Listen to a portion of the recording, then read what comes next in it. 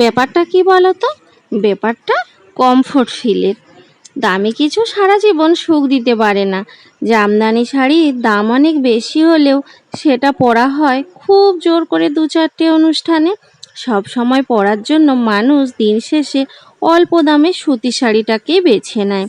লাখ টাকা দিয়ে আইফোন কেনার পরেও কথা বলার জন্য অনেকেই কম দামি একটা বটন ফোন ব্যবহার করে। তারা কিন্তু বোকা নয়। আবার ব্যাপারটা দামি জিনিস বেশি ব্যবহার করলে তাড়াতাড়ি নষ্ট হয়ে যাবে এরকমও কিছু নয়। ব্যাপারটা কমফোর্টের। লাইফে সুখী হতে চাইলে গ্ল্যামার আর সৌন্দর্যের চাইতে কমফোর্ট ফিলটা বেশি প্রয়োজন।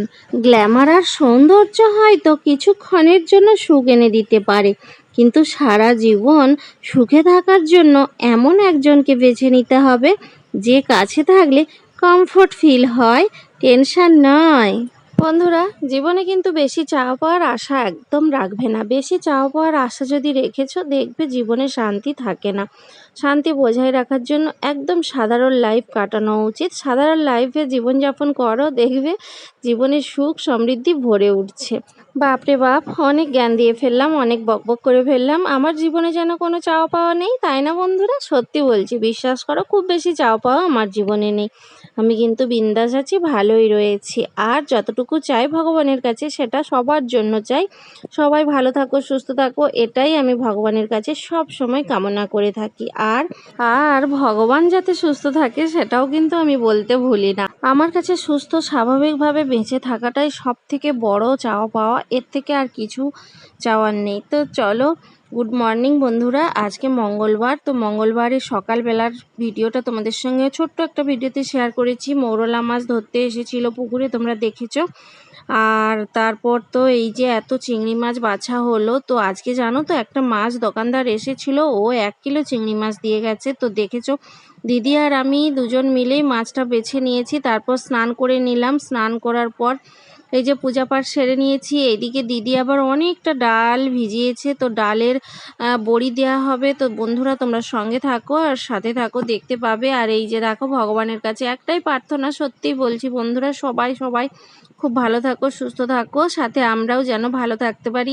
এর থেকে আমি আর ভগবানের কাছে বেশি কিছু চাইতে পারি না। 10টা 16 বাজে বন্ধুরা, কিভাবে রোদ বেরিয়েছে দেখো। দিদি কি করছে দেখবে, চলো। জামা কাপড় এখনো মেলা হয়নি। এই দেখো বন্ধুরা, এরকম প্লাস্টিক চিকে করে যদি বড়ি দাও না, খুব ভালো বড়ি শুকনো হয়ে যায়।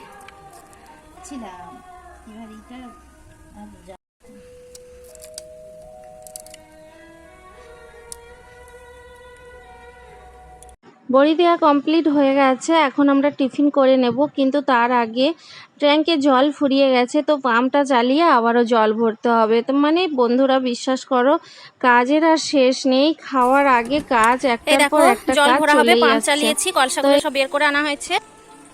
আর এখানে দেখো, এই যে কাকাবাবুদের বালতি দিয়ে, তো এই বালতিগুলো সব ভরা হচ্ছে।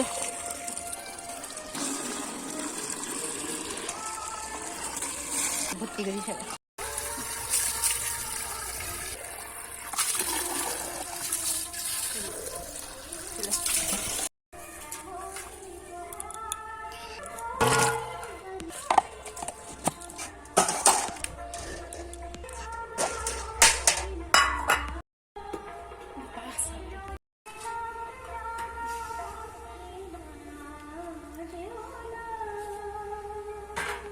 অবশেষে কিচেনে আসলাম টিফিন করার জন্য। তো দেখো, পান্তা ভাত ছিল। জানো তো বন্ধুরা, এই পান্তা ভাতটা কিন্তু একটু একটু টক হয়ে গেছে, আর এটা খেতে না খুব ভালো লাগে। তো দেখো, অল্প মুড়ি নিয়ে নিয়েছি। তো আমি, আমার ছেলে আর দিদি 3জন মিলে খেয়ে নেব। তো আলুর মধ্যে পেঁয়াজ আর ছোলা মাখিয়ে রেখেছিলাম। আর এই যে 3টে চপ কিনে এনেছিল বড় ছেলেটা, ওকে বলে দেওয়া হয়েছিল, তো চপ এনেছে। তো এই যে পান্তা ভাত, মুড়ি আর আলু সেদ্ধ আর চপ দিয়ে খেয়ে নিচ্ছি। তো টিফিনটা কিন্তু বেশ জমে গেছিল, বুঝলে বন্ধুরা। এই গরমে পান্তা ভাত খেতে কিন্তু ভীষণ ভালো লাগে, জানি তোমরাও অনেকেই পছন্দ করো। খাওয়া দাওয়া কমপ্লিট হয়ে গেছে, আর মাছগুলো তো বাছাই ছিল, লবণ মাখানো ছিল, তো এতগুলো মাছ তো আর রান্না হবে না, এগুলো ফ্রিজের মধ্যে রাখতে হবে, তো কৌটোতে করে সব ভরে নিচ্ছি। তোমাদের দাদাভাই আবার মাঠে চিংড়ি মাছও কিনে এনেছিল, এত মাছ আজকে বাছতে হয়েছে না কি বলবো তোমাদের। কৌটোর মধ্যে ভরে দিলাম, আর এই যে এখানে দুধ বসিয়ে রেখেছিলাম, দুধটা ফুটে উঠেছে, এটাকে নামিয়ে রাখবো। এরপর একে একে সমস্ত রান্নাবান্নাগুলো শেয়ার করে নেব বন্ধুরা। এই দেখো, প্রথমে মাঠের চিংড়ি মাছ আর চেঙো মাছ ছিল, এটা খেতে খুবই ভালো লাগে, তো ওই মাছটা ভাজা করে ঝাল বানিয়ে নেব। আর এই যে ঝিলের চিংড়ি, এইগুলো এই বড় বড় চিংড়ির আজকে টক বানাবো ডালের বড়া দিয়ে। তো বন্ধুরা, কড়া তো বসিয়ে দিয়েছি দেখেছিলে, আর এই যে চিংড়ি মাছ আর চেঙো মাছটা ভাজা হয়ে গেছে, এটাকে আমি ঝাল বানিয়ে নেব। চলো এটা এখন নামিয়ে রাখি। আর এই মাঠের চিংড়িটা খেতে খুব খুব ভালো লাগে।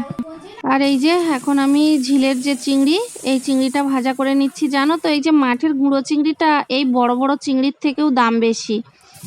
তো যাই হোক, দুরকম মাছ ভাজা হয়ে গেল, এখন আমি পেঁয়াজ ভাজা করে নিচ্ছি ওই গুঁড়ো চিংড়িটা ঝাল বানিয়ে নেওয়ার জন্য। তো জল দিয়ে দিলাম, এরপর মাছগুলো দিয়ে দেবো। দেখো, লঙ্কা গুঁড়ো, হলুদ, লবণ এই দিয়েই মাছের ঝালটা বানিয়ে নিলেই হবে। আর পেঁয়াজ তো দিয়েছি। তো এটা একদম শুকনো করে নেব, একটু চচ্চড়ি মতো করব আর কি। তো এইভাবে খেতে খুব খুব ভালো লাগে। তো মাছের ঝাল চচ্চড়িটা একদম রেডি হয়ে গেল দেখো। এরপর দেখো, সেই বড় চিংড়িটা টক বানিয়ে নেব। তো বাজার থেকে না আমরা কিনে এনেছিল, আমাদের গাছে আমরা রয়েছে, কিন্তু এতটা বড় গাছ যে পারতে পারি না।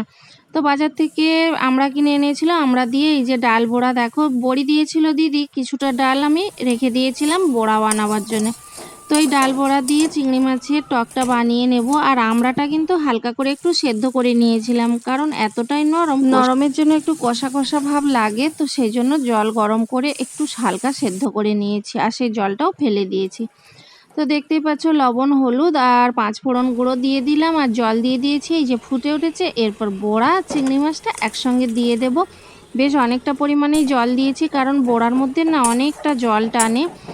তো টকের ঝোল তো রাখতেই হবে, না হলে খেতে পারবো না।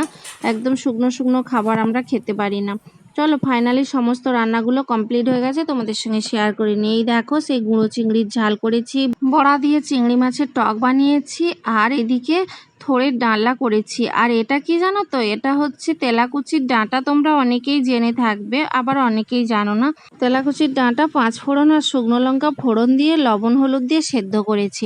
আর বাবার ভাতটাও রেডি করে নিলাম। আর বাবা এদিকে আবার ডাঁটা খেতে পারে না, সেই জন্য কিন্তু শাকটা দিয়েছি। আর দিদি দেখো, যা বাসনগুলো বেরিয়েছে ওগুলো মেজে পরিষ্কার করে নিল, আর আমি গ্যাস ওভেনটা পরিষ্কার করে নিচ্ছি। এই দুজন মিলে গরমের মধ্যে মোটামুটি কাজকর্ম সেরে নিচ্ছি। 1:10 বাজে বন্ধুরা, এই মাত্র আমার রান্না বান্না কমপ্লিট হলো, বাবাকে খেতে দিলাম, বড় ছেলেও খাচ্ছে। আর রোদ দেখো, রোদের বহরটা দেখছো বন্ধুরা কি পরিমাণে হয়েছে। বন্ধুরা, গরমে একদম বিধ্বস্ত অবস্থা, পুরো স্নান হয়ে গেছি, আবারও গা হাত ধুয়ে ফ্রেশ হব বন্ধুরা। এখন আর কোনো কথা বলতে পারছি না, পুরো ক্লান্ত হয়ে পড়েছি। তো চলো সঙ্গে থাকো, আবার তোমাদের দাদাভাইরা এখনো ফেরেনি, ওরা আসুক। খাওয়া দাওয়া করতে তো এখনো দেরি আছে, তো তোমরা তোমাদের টাইম মতো লাঞ্চটা সেরে নিও, পরে দেখা হচ্ছে তোমাদের সঙ্গে।